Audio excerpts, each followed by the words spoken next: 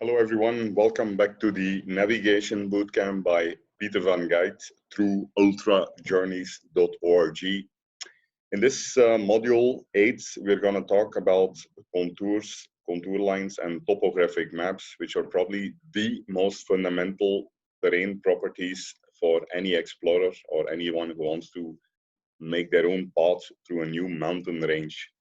So in previous chapters, we learned about satellite maps, which give a visual idea, basically show the vegetation density of a region. Contour lines and topographic maps will give us a clear idea of the topography, the elevation or the steepness of the terrain, you can say. Let's get started immediately. So what is a contour line? A contour line is defined as a line which joins equal points of equal elevation. So if you take, for example, this hill here on the slide, so we have a hill, say, which is maybe 160-meter height with a gradual slope on the east and a steep slope on the western side. So if we represent this three-dimensional hill on a two-dimensional contour map, we'll basically project every increasing altitude as a different contour line. So we could start, say, if every contour line corresponds to an increase in 20 meters elevation, then we start with 20 meters here, 40, 60, 80, 100, 120, 140, and eventually 160 meters. So every increase in 20 meters is projected with a different contour line. So eventually, obviously, the most inner contour line is going to correspond to the peak at 160 meters. And more important is basically the spacing of the contour lines. To the east, to the right side, you can see that there's a little bit more space between the contours, which points to a gradual increase in elevation, so a more gradual slope. On the left side, the contour lines are very closely spaced together, which basically means that it's going to be very steep or a quick increase in elevation. So let's take a look now directly on a Google map how this looks. Let's again go maybe to the map we created for the earlier assignments, your places, maps, and open the map which we used earlier. There we go. We can probably create a new layer here to organize this specific assignment. Voila. And let us start looking at a certain mountain range located around this latitude and longitude in the Kabinali Reserve Forest in Karnataka, India. There we go. So this point corresponds to a peak, actually, as we'll see later. So you can clearly see in the satellite map here the vegetation. You can see the dark areas, which is dense forest, mostly corresponding to valleys where there is presence of water. And then you can see the grassy, the open places, which mostly will correspond to the upper regions, the ridges, where there is not enough water to basically support bigger vegetation. So let's switch now to what we call the terrain view. The terrain view is basically going to show us the contour lines, voila, where the satellite views just gives us a visual idea of the vegetation. Contour lines will actually bring out the entire topography of this range here, this Kabinali Reserve Forest around this specific peak. So here we can clearly see that the peak is located, for example, the thick line here, 1,100 meters elevation. It goes fully around this elongated peak, you can say. The peak itself is located at 2,100 plus 20, 40, 60, 80, 1,180 meters altitude. You can see again, it's in the inner contour line, so the highest contour corresponding to a peak. We can identify a few more similar peaks in this range, 1,240, 20 meters. And here one more higher peak, 1,220, 40, 60, 1,260 meters, peak over here. So like that, we can identify one more sub-peak over here. And maybe one more small peak over here as an inner contour line, voila. So contour lines clearly allow you to basically identify the peaks quickly, which are the inner contours from where in either direction, right, you're gonna go down in elevation, 1,100, 1,000. This side also, you're going to 1,100, 1,900. Again, you can clearly see that the dark areas here, shaded areas where the contour lines are very close together, it's going to be very steep drop from 1,900, 807 meters, steep down. While if you look at these regions, which are more white here, where the contours are a little bit more widely spaced, there it's going to be more gradual, so less steep drop or increase in elevation. So these are the peaks. Additionally, there are other very important terrain features called the ridges and the valleys. So what is a ridge and what is a valley? A ridge you can easily identify by the U shape of contour lines. So if you look around this peak, here the contours are a little bit circular, so that means it's going to be kind of a round shaped peak. But usually because of precipitation, rainfall, you will see that you will get these cuts. So this is like an inverted U, which is going to correspond to a valley. So maybe we can first mark the valleys in that case. So if we follow a cut through the top of these inverted U's, going from higher elevation to lower elevation, we're actually marking the waterways or the valleys through which the water will be drained from this mountain range into the main valley here. So we can probably mark them as blue, corresponding to valley. Voila. So and we can see inside the valley, say at 600 meters, as you go up in the mountain range, say from lower to higher altitudes, at a given point, 600 meters, you either go left, you'll be going up in the valley, the left slope, upper slope of the valley. If you go right, same thing, you're at the lowest point here. If you go right, you're also going to get up along the slope to 700-800 meters. So the valley actually indicates like the line of the lowest elevation in the region. So through the valley, you can usually penetrate in a very gradual way into a mountain range. So let us indicate a few more valleys to get familiar with this. Here, a little bit less profound, near the top again, where the contours are more like circular.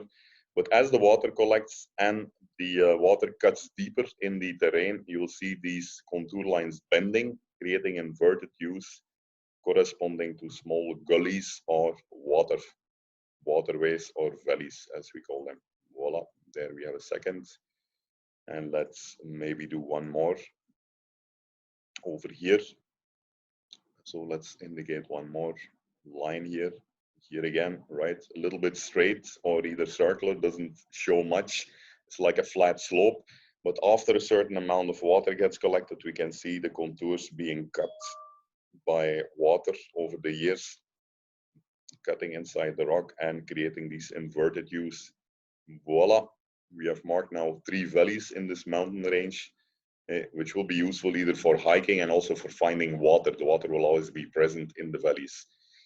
Okay, so in between the valleys, we'll have what we call ridges. So let us again indicate some of these. So if you look at in between these 2 valleys, which are indicated by inverted U's in the contour projection, we now have the U's actually. The U's correspond to the ridges. So here again, not very clear near the peak, but as we go a little down, here we can clearly see, because the water has been cut in the surrounding valleys, so we get kind of a nose, a ridge nose sticking out of the terrain. So the ridge obviously will be above, the elevation of the ridge will be above both of the surrounding valleys. Let's mark this ridge in orange color. It's a dry area because any water which falls on the ridge here, say at 500-meter altitude, it will either drain to the left side, left valley, or it will drain, as you can see, to lower altitudes in the right valley. So a ridge is again a perfect candidate, an easy way to climb up from the base, say the highway here, take a drop from the bus and start climbing along this ridge. It's easy to walk on this. Much easier than in between the valley and the ridge, where basically you're going to walk sidewise on a steep slope. So walking on top of a ridge allows you to actually walk flat, keep your feet flat, and gradually go up towards the peaks. Let's mark a few more of these ridges. So here also we can, near the peak, see a clear ridge originating following the U shape. Here the ridge disappears a little bit, but then continues further here. Here the ridge splits in 2 kind of 2 ridges. So here we have one of those, which again eventually reaches the base of the hill. There we go. Voila. Okay, and maybe we could do one more ridge just for a reference. So here also from the peak, you can see a clear U shape starting, going through another sub-peak, and then following here again less profound, probably less water has been cut the surrounding valleys, so the ridge is less profound, but here clearly again you can see the U shape appearing towards the base. Voila, that third ridge in the landscape. So apart from peaks, valleys, and ridges, there's one more important feature called the saddles. Saddles actually corresponds, you can say, to passes. So what is a saddle? Let me indicate one more peak here. So what is a saddle basically? No, I cannot zoom in further, but if you look at these two peaks, right? So from this peak you're at 1,220 meters, and this peak you're again at 1,220 meters. So as you go down from this peak to 1,200, 1,180, you come to this point. This is the lowest point, and here again you go up. So if you follow this ridge line actually, so we could correct all these three peaks using again the ridge line, which will eventually again descend over here. Voila. Draw it, and then somewhere there it will go down. This is one more ridge line. If you look at this ridge line actually, we can see that in between the peaks along this ridge line, so here we have another inner circular peak, here we have another small peak, that in between the peaks we'll have these saddles. Saddles are basically the lowest points in between two peaks. So let's mark this maybe again in an orange color, marking like basically the lowest point in between two peaks. Here also, to go from this peak to the other peak, you will go through this saddle. Voila.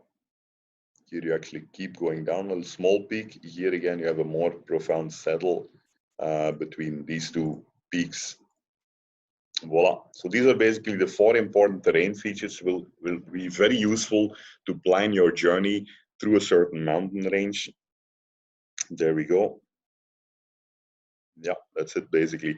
So let's now maybe look at this in a three-dimensional view.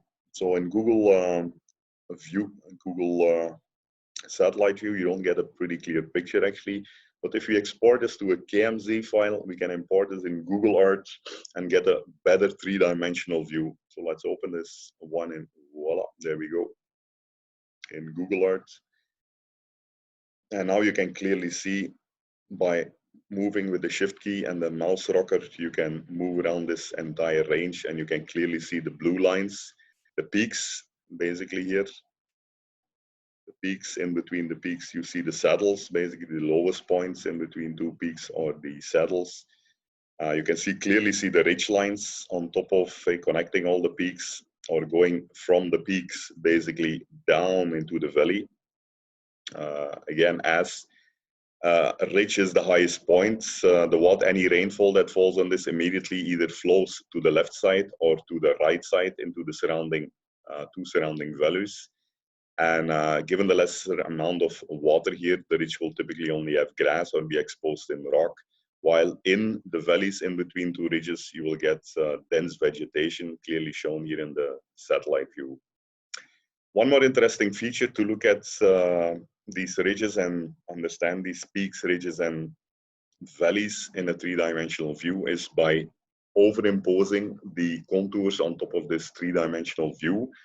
So if you go to ultrajourneys.org, the 8 assignment, topographic maps, if you look inside this assignment, I've given a link to a georeferenced Google terrain map or contour map. So if you click at this link and you download this KMZ file, this will contain an georeferenced Google map, which I've already imported here. And with Control-Shift, you can basically either make it transparent or opaque. Voila, we can see the same contour file which I exported and georeferenced from Google Terrain now in a beautiful three-dimensional view, clearly showing all your ridges, your saddles, your peaks, your valleys. Voila. So I think this is no better way than Google Earth to basically visualize these things either on the visual satellite image or on the contour three-dimensional contour view. Voila. So the assignment here will be for you to at least identify some 10 peaks, 10 ridges, and 10 valleys, also various saddles in this Kabinali range around the peak which I've given. Once you're done, you will basically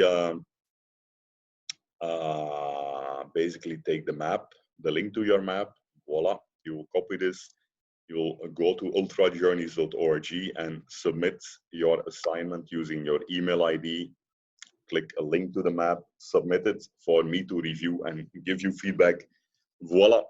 This will be the first part on contours and topographic maps. In the next chapter, we'll go a little bit more in depth by teaching you how to download elevation data for any region of India or the world, generate contours from this elevation data and overlay those contours on any map, like for example, the Survey of India maps, which will not have contour lines in certain areas.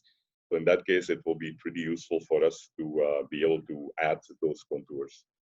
Thanks for watching. Hope to get your assignment soon, and keep doing this to get familiar with the fundamental concepts of map reading and navigation in order to explore your own places, beautiful new places away from the touristic and commercial crowded spots